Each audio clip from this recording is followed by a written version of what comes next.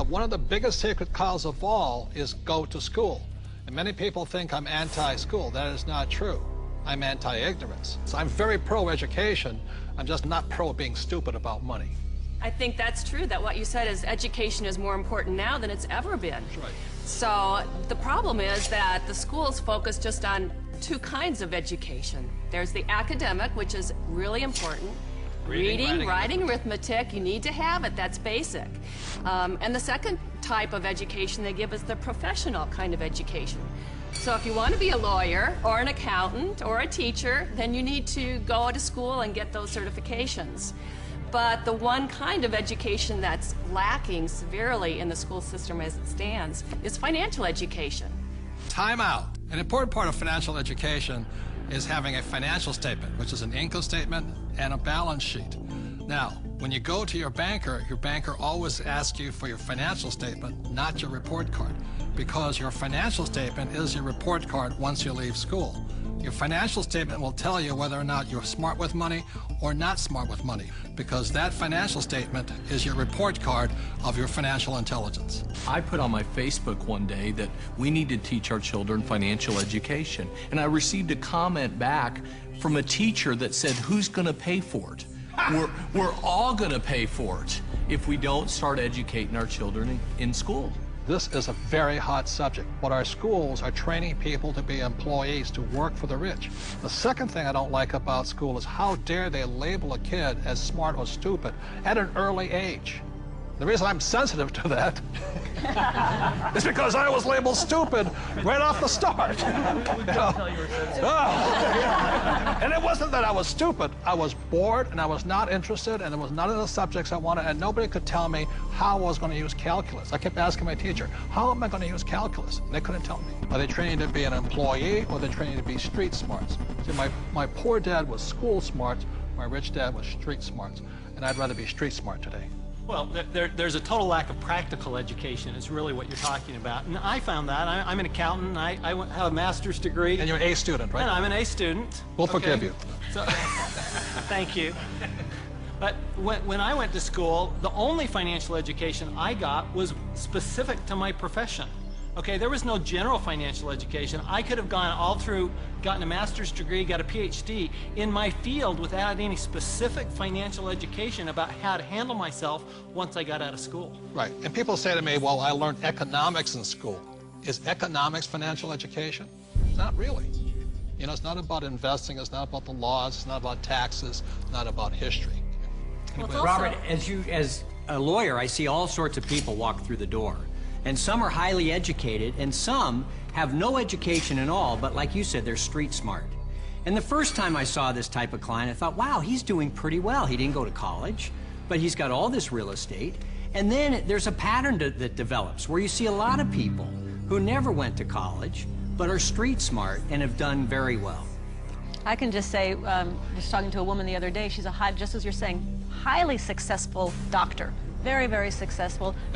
Medical doctor, very smart in so many ways, but when we were talking, she finally looked at me and she said, oh my God, she goes, I have not a clue about my money. She's 45 years old, not a clue. And you think that because they're successful, they know something about money. But so many people don't, because so many of us haven't had the education.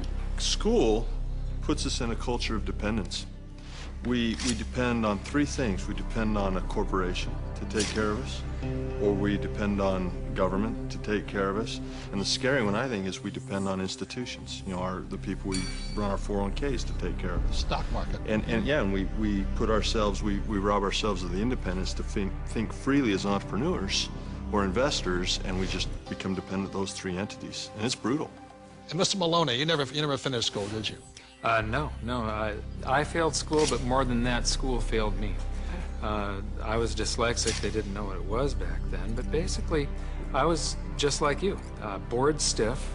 I got put in all the remedial classes, so I was in with the dumb kids, basically. They weren't teaching me anything I wanted to learn or anything that I would ever use in my lifetime. And the reason I bring up Michael, most people agree he's probably the smartest guy on this team. And the problem was, again, it was Anita says, there's three kinds of education. There's academic, reading, writing, arithmetic. There's professional, become a doctor, a lawyer, in my case, a pilot. And number three is financial. But Michael was put back because of academics, because you can't read, right? Right. So how did you learn how to read? Oh, well, Apple came out with OS 10 at the beginning of the last decade, and you can just select text and hit a button and the computer reads to you. Most people don't know it's built into the operating system. But more, I developed a passion for global finance and economics, and monetary history especially. And passion drives you. Now we can't shut him up anymore. So I'm going to blame Apple for that. School is a solo game. I didn't do well in school. I did very well in sports. And in sports, you learn to compete. You learn to deal with pressure, teams, goals. And school is more so individually. I'm competing against everybody, and teamwork is cheating in school. Some of us cheated better than others. And I'll just say last thing about school and money, which is a sacred cow. One of the things that really upsets me about schools and money is this. In America, schools are based upon real estate tax. In other words, if you come from a rich neighborhood, the real estate tax pays for better schools. If you're from a poor neighborhood, you get less money. So anytime somebody tells me schooling is about being fair, that is, when I look at the number side of it, is if you're poor, you're getting the worst possible education. And to me, that is cruelty. So how does a person learn about money? How does a person increase their financial intelligence? This diagram, called the cone of learning, provides some interesting clues. The cone of learning was created by an educational researcher named Mr. Dale in 1969. And what he found is that the worst way to learn is by reading or listening to a lecture. And the best way to learn is at the top, which is simulations or games, and then doing the real thing. The interesting thing is my poor dad, who was good at school, thought that reading and lecture was the best way to learn. My rich dad taught me to be a rich man at the top of the cone.